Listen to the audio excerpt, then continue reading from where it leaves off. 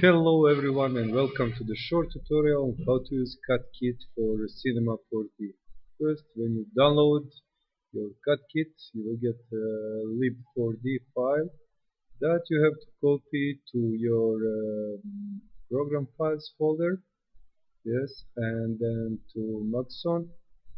Yes, it is. And Cinema 4D library browser folder. So you should just drag and drop it here like this, and that's it. So now you have your CutKit installed. So let's go in Cinema 4D, and this is some sample scene I make. So now we will go to Content Browser, CutKit, and there is CutKit there folder. So we just drag and drop it here, and we got three things here. First thing that we have here is instance, then CutKit itself, then we have a null object that you can hide your original objects there. It has this tag to don't show the objects. So in the CutKit, first we choose the object that we want to cut. Let's use platonic here, and we already see it's cutted. So we drag and drop it in the place to hide it, and now we see that there is like a lot of cuts on the original. So here we have cube knife, we have plain knife that we can use. Also we can show cutters, so you can see how many of them there is. Also there is different kind of cuttings, like polygon center or edges or surface or volume. So you can use any of them to cut things the way you want to cut them. So you can also cut hull only, so it will not make 3D objects, it will just cut polygons, and it will stay empty like we see here, the difference. Okay, the next thing is the cut.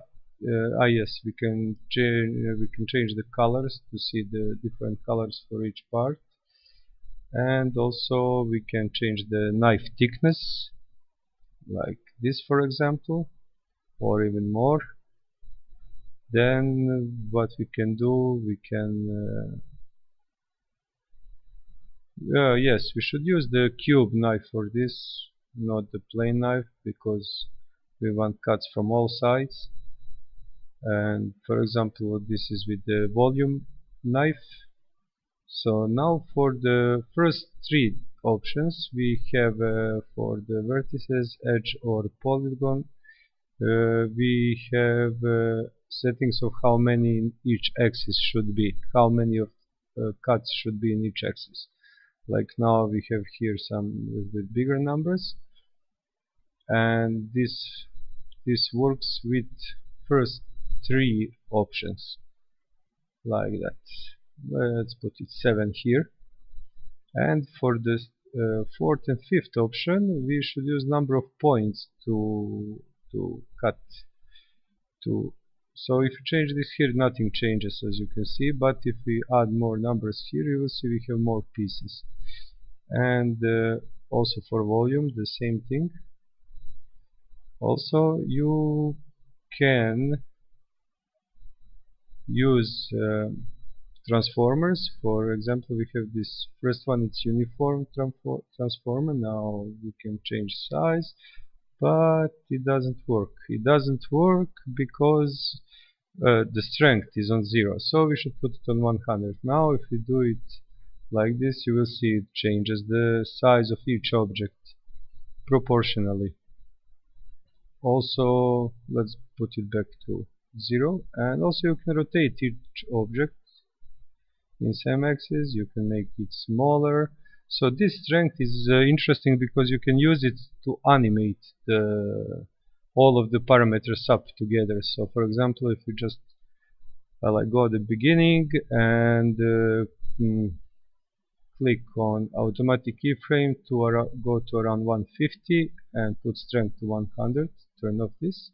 So if you play it now, you will see all of the parameters are animated together. So let's delete this animation track. Okay, So now let's put it to 100, and let's put this back to 0, and to all of them to 0 also. That's uniform transform. We also have a random transform, like position in each axis, and also we can have a random size, scale of each object. Also we can have random rotation of each object. So the interesting thing with this is we can again have strength animated from 0 like to 100 and get interesting animation of the object, and like that. Also what we have here, it's push apart modifier that works. We can work together with random modifier that works up, so we can animate strength of each one of them together or separately or as you like. So let's go put all this back to 0. No, not to 1, to 0, like that, and reset everything to default state, like that. Again, this push apart just push each part away from each other. So now here, what we can do, let's make example with this wall here. Let's say we want to make a stone wall, and we will use our cut kit. We choose the object, it's the wall, we drag and drop it here to hide it, to hide original. Maybe we'll need it later. And now we have like wall cut in some pieces, so we will use volume, and let's make knife a little bit less thick. And here you can add actually much more than with the slider, so 1500 pieces like this. And let's add a little bit of randomness to that. This is too much, so let's just add 1, 1, 1, and here 1, 1, 1 degree of rotation, so we get some random rotation and position of the rocks. We can see the color is randomized also. So if we use this material what I make, I use for color channel variation shader, and that shader actually give us the different color for each of the instances of the object, or not instances actually, of each part of the object. So I use just some texture that I find on the internet and gradient shader with overlay mode. And if we put this here, or maybe it's better, we can put it anywhere actually, but we will put it here on the old one. And we do the test render. We see that each part of the wall have the different color. Let's try from other side and do the test render. Yes, that's it. So each part have the different shade, even they use same texture. So now what we could do now, let's do another test from this angle that you can see all the different stones, and I think that's it. So now we can add another cut kit. We go to content browser, we just drag and drop it here, and let's do the road. So we choose the road, and now we pull the road to hide it. We zoom in, and I clicked on this cut kit, and now we should add more cuts. So here we will add more cuts in X axis, in Y and Z. Actually we don't need Y axis, so we will use plain knife, add more on X. Y we just delete it and add more on Z. So now we have something like a tiles on the road, and let's just do some random rotation or positioning. Rotation, it will be enough, just rotation, just 1 degree on each axis, just to get a little bit of randomness, like that. And now let's use the same material, and we always need to add cubic mapping for this, so it will not look good with UVW. So we now just do the test render. Let's see what we got. And again, floor is quite random cutted and random colors, and with little bit of random rotation. Let's try from this angle maybe to do one quick render, and let's wait, and there it is. This is the test render. So you can see how you can easily create different kind of pads and walls and stuff with CutKit. So now let's delete these two. We don't need them anymore. Yes, okay. Let's add a new one. Yes, content browser. Oh my god, it's here. Just pull, drag and drop there, and let's select walls of this like apartment and put it here to hide it. And then let's do volume cut, and let's add much more points, so we have much more elements like this, or maybe just type in 600.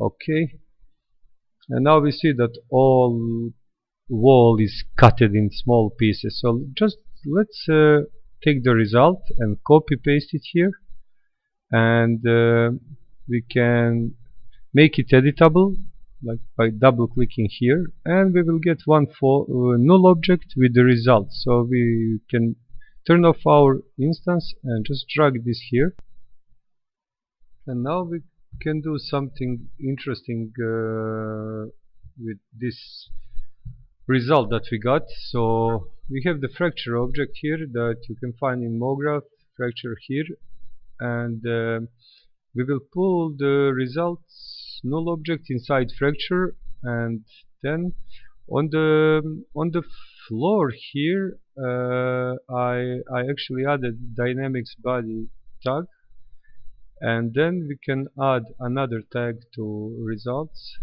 tags, simulation rigid body. The floor is collider body, and now if you just put play, you can see that the wall gets crushed. So this is one of the ways you can destroy your things in Cinema 4D, whatever they are. So like here, if we give material and do quick test render, we wait, and there it is. So actually this material really doesn't work for some reason. Maybe I didn't do something right, but you get the point.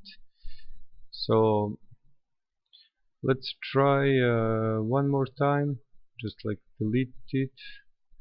You see inside there is a lot of objects, so just delete it from here because it's already on the fracture object, and try to render one more time. Well, this is about material, so again it doesn't work, but maybe I did something wrong. Anyways, you get the point how the CutKit works. So play it again, it will get all of the dynamics, and you can get anything you wish destructed in very few steps. So now let's try to add some tiles on the floor down. So let's just take another CutKit from here and select it, and let's select our object. It's extrude from the floor that I have here, and hide it there inside this one. And we can now choose some parameters. CutKit will use plane knife, and let's use this edge center and add like 12 of them and 12 like this, so we have same size of the tiles. And you see we get the walls that are destroyed, tiles are cutted, everything quite fast and easy. You can see if you colorize fragments, you can see that they are randomly colorized, at least they should be. So that's it about that. So now let's take a look at this example logo. So just like let's delete these two, and of course the result stayed there in the fracture. We can delete that too. So let's go to the logo and try to make some quick logo animation. So again, content browser, here CutKit, pull there, and let's select our logo, hide it here, and now we see it's already cutted. And now we can do, for example, let's just use CutKit and say okay, edge centers, or maybe we can add more of the cuts, and there is, oh, it's okay, but maybe it was too much. And we can do also surface or volume, add more points, get something like this. It's cutted in randomly, and then we can use the results, copy paste it, press C 2 times, like we click there, CC, and we get the results null. We put it in fracture, add the cinema 4D tag, no, we add the simulation tag, rigid body, and we press play, and this is how the logo breaks down to the small tiny pieces. So what we can do now, we can for example, let's not break the logo, let's